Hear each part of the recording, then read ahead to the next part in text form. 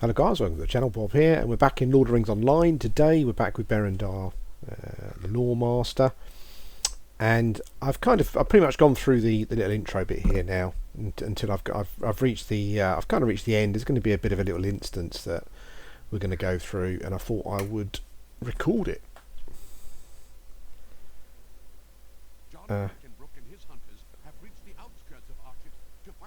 Archer's been attacked essentially, as we knew it was going to be. Oh, poor old hunters. Yeah, Archer's been attacked. We knew it would be attacked, I should say. We're going to fight alongside John Brackenbrook to free the town. We must save Ned. Let's save Ned. Holy smoke!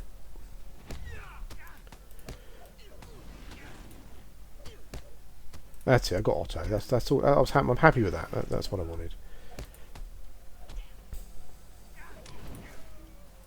Now, poor old Peg here was one of the ones that didn't believe that we were in trouble, and now I think Ned's dead. Maybe I can't move.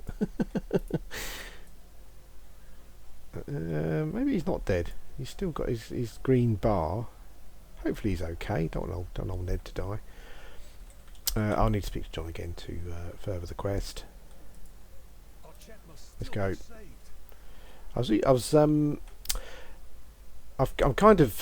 I'm in a massive Lord of the Ring, well, a massive Tolkien mode at the moment. My wife bought me. It's like a. I don't know if anyone's ever heard the BBC adaptations of The Hobbit and Lord of the Rings. Just absolutely immense, crap all over the films, in my opinion. Of course, from a long distance, and I recommend that you should get them and listen to them. They're really awesome. But yeah, I'm kind of mega Tolkiened up at the moment. I'm always kind of I'm always DEFCON sort of 3 from a Tolkien front. Is it the higher the number the more, I think? But I'm kind of DEFCON 5 currently on the Tolkien front. And yeah, my wife got me a pack with the BBC adaptations of The Hobbit and Lord of the Rings on CD, so I'm looking forward to some pretty long winter evenings listening to that while I'm playing Lord of the Rings Online. It's going to be awesome. I was kind of thinking about I've listened to them quite a lot before, and I was kind of thinking about when I was listening to them before. And the Lord of the Rings Online particularly has got. For the next episode, I'll quickly look up the actor's name, but there's an actor who does the voice for Aragorn, and it's an awesome name. It really is. When I first kind of listened to it, cause it's difficult to know what to expect really from when you sort of read the books, and you kind of try to imagine what the characters look like before there are any films and what they might sound like. And when I first heard the adaptation, I thought, I'm not sure about Aragorn. I need to find. I'll find out who the actor is, but I wasn't sure. Particularly coming from, I'm assuming that most of you have seen the Ralph Bakshi's adaptation of Lord of the Rings, or half of it anyway. And John Hurt plays Aragorn in that. Does a voiceover for Aragorn, and it's difficult to beat John Hurt, for a voice. It's never going to be easy to say, look. John Hurt did this once. Do you fancy giving it a go? You're probably going to be, yeah. But it's brilliant. This guy's voice is really, really good. As I said, I wasn't sure about it at first because it's a bit of a strange voice. First of all, I wasn't sure if it was British or not. But what I kind of got from it was, I think it's a British actor. But also the voice is it's kind of a bit rustic. It's got a bit of a country burr to it, and I quite liked it after a while. Because at first I thought to myself, well, Aragorn is a human, but he's a noble human, and he was raised amongst elves. So here's the Cargill coming to get poor old Armdeer, who I think we'll probably see in the future at some point. Yeah, but I wasn't sure about the voice. I was like, not sure. I'm not sure if Aragorn would have that kind of rustic, maybe kind of Somerset sort of burr to his voice. But I got to really like it, and it was really awesome. But I'd recommend getting it if you've never heard it. Definitely get it and listen to it because it's fantastic. I'm assuming you can get it in the States. or you could probably even download it on, you know, I mean, I'd always, that kind of thing, I'd always recommend buying it, because it's, you know, a nice thing to have. But I'm sure you could listen to it probably on YouTube or something, maybe. It's worth listening to, just to have, if you're not interested in listening to the whole thing, just maybe have a listen to Aragorn's voice, see what you think. I mean, I thought it was really, really good. That's Captain Brackenbrook is dead, and we're just going to give Corder Cobb a good kick in, because that's what he deserves, a scoundrel.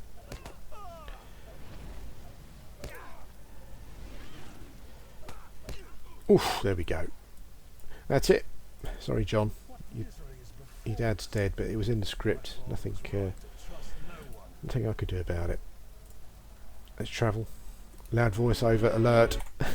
Let's skip that. Holy smoke. Okay, so I've kind of rushed through the. Look at the state of Archer. Look, it's a burnt mess. I've kind of rushed through the intro bit there. At some point, I will kind of slow down and start reading the quests to you, you know, and sort of taking a bit more notice of what's going on. But I just wanted to get through this particular part first.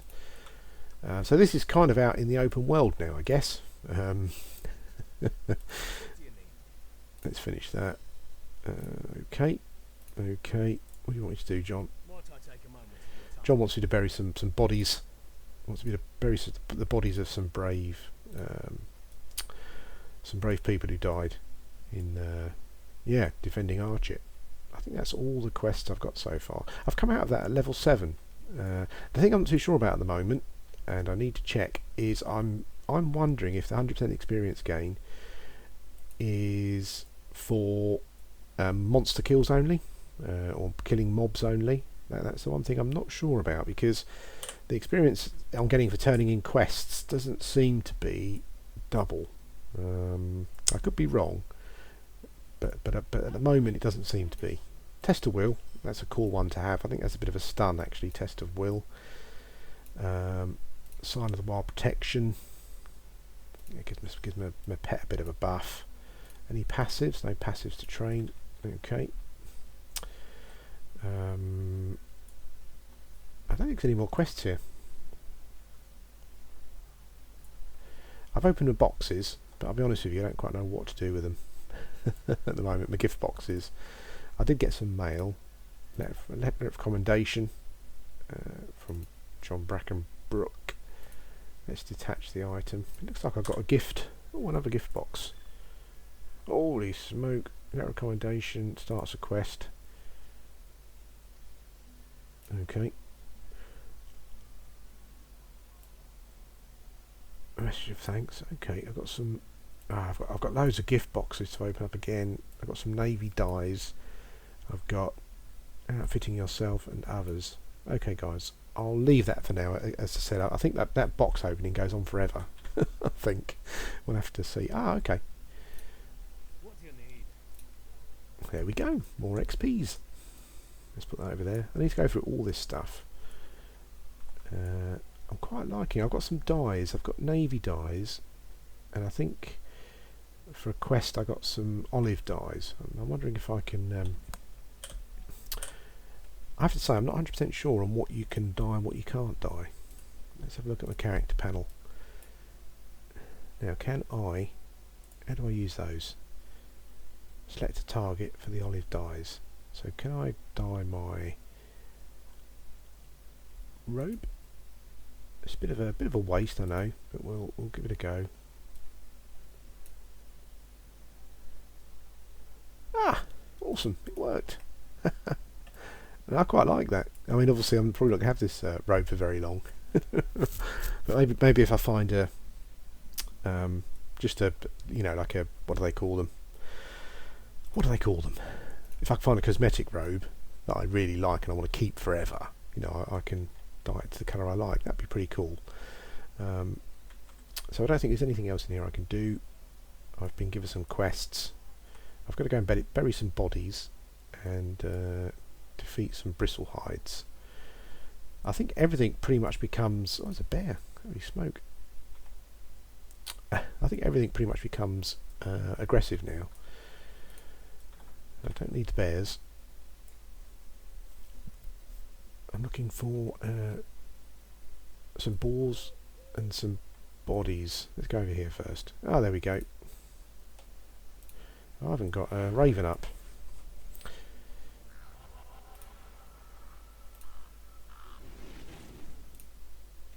Let's use tester will. Oh, nice. I think tester will is some nice damage and a bit of a stun, which is pretty cool.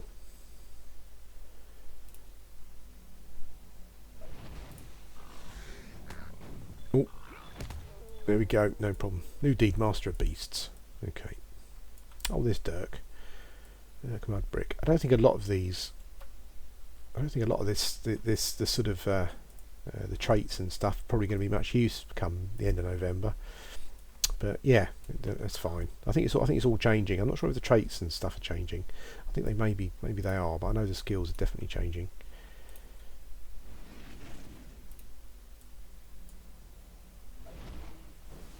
I've got the old bristle hides up on the.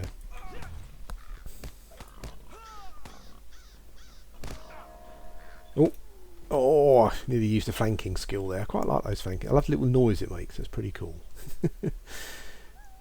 One thing I probably should point out is when I talk about Tolkien, I'm always talking about the films normally. I'm sorry, not the films. I'm always talking about the books.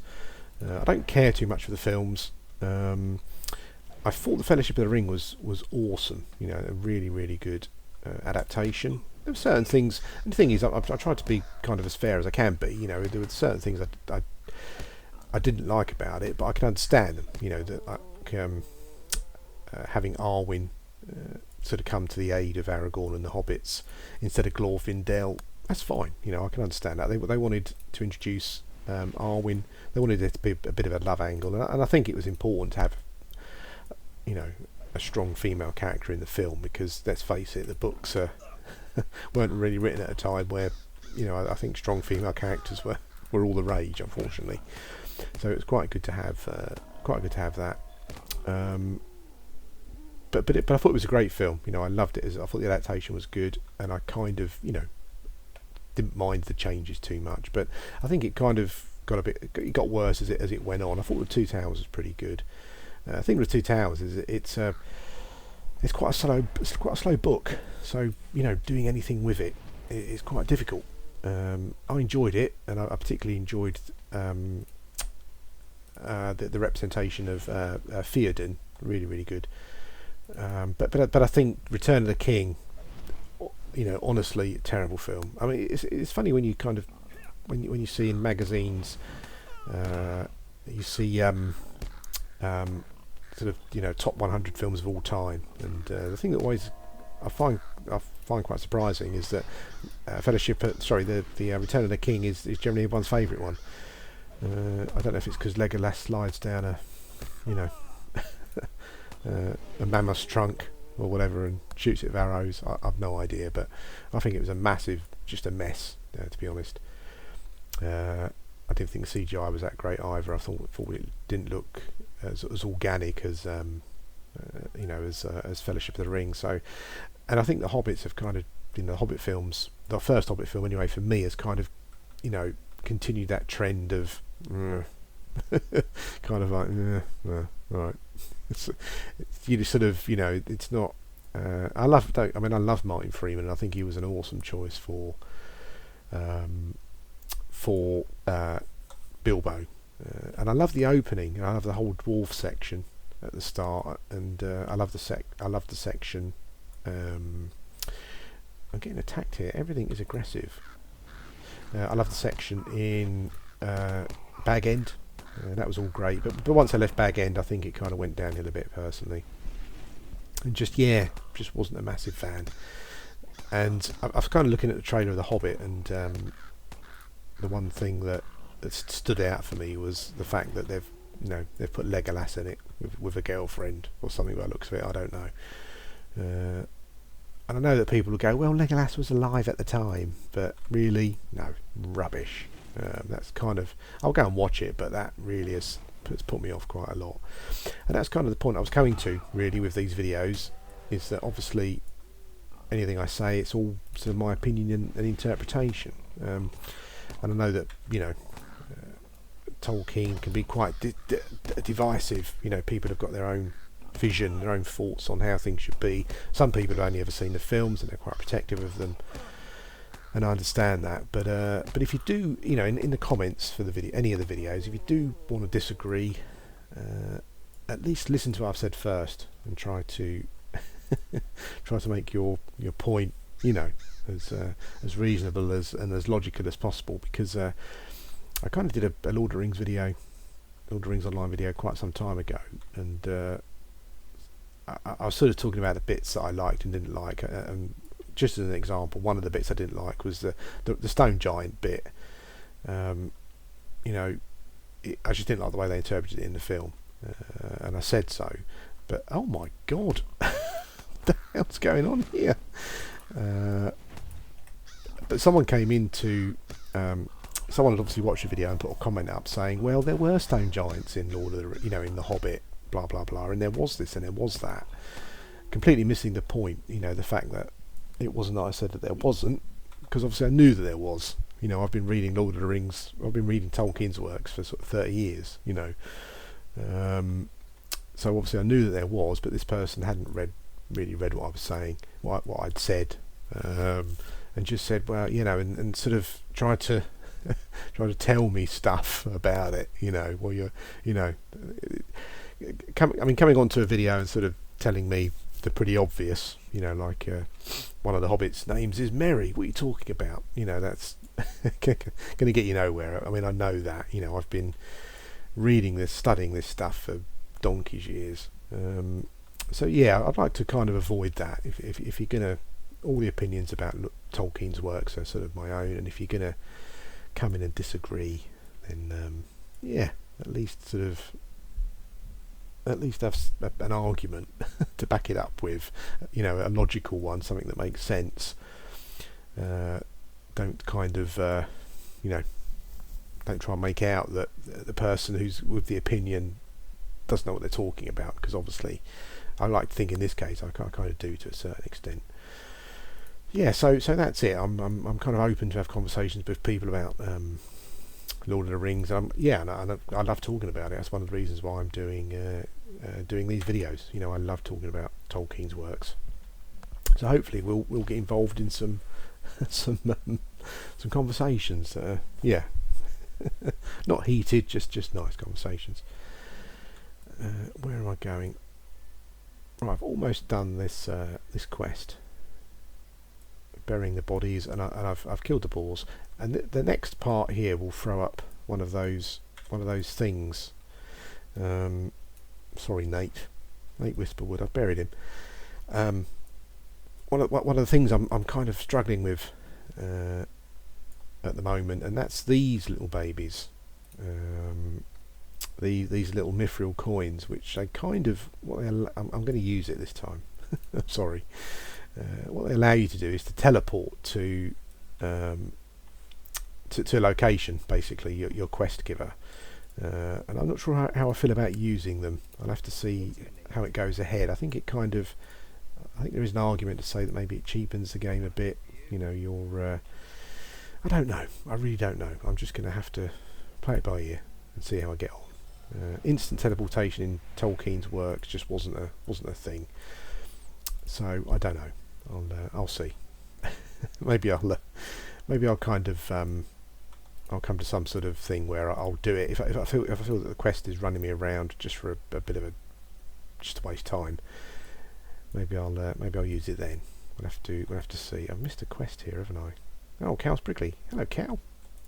Wants to give me a quest. Wants me to go to his farm and pick up some stuff. Urgent summons. I think it was Alty or Atlee wants me to go and talk to Elizabeth Honeymead. I think she's over in Combe. And I'm looking for... There's another quest here. There we go. Builder Era. He wants me to collect his toolbox. Don't know where it is, but we'll find that for him. I'm level 8, so I should have some more skills to train. Gust of Wind. Does frost damage, and it kind of increases, gives a mischance or something. Beacon of Hope is my healing spell. Any passives? No passives. Cool. Okay. I quite like I really like the representation of Archit and Combe and those sort of places. They're kind of only really mentioned in passing in Lord of the Rings. As the hobbits sort of start travelling towards Bree, you don't really get to see much. You know, I think they mention them, that they see them over in the distance, or because Tolkien's works are obviously quite descriptive, and you end up with a situation where every page is just full of detail. And I know at one point this kind of talks about the direction where Combe and Archit are over there to the left or something, where the hobbits are travelling. So we don't really know too much about them from Lord of the Rings. It's only if you read some of Tolkien's other works that you pick up sort of bits and pieces of the people that live there, and the setup. So but I thought the representation was actually pretty good. I'm not sure where his box is. I think there's a spider up here that is a bit of like a pretty tough mob, I think, up here somewhere. I realise I haven't got my raven out, don't worry. There we go. Is this the Chetwood Spinner? Oh no, it's the Mad Bristlehide. That's the one. Right, let's chuck everything we've got at him. Let's test his will. He was found wanting. Let's blow some wind up him. Oh god, I forgot that was a let's go like that. I forgot that it was an area effect attack. That's a bit of a pain in the arse. No problem though. Let's see if I can get another spell off. Ooh, there we go. Nice crit on the ball.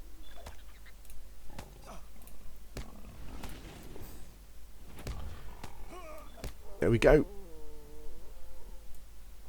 Build a era. Or era's toolbox quest done. As you can see, the gate's open now, so I can go through to, I think it's Combe up there at some point. That'll be quite soon. Anyway, guys, I think I'll end the video here. I've kind of waffled on enough about a load of nonsense.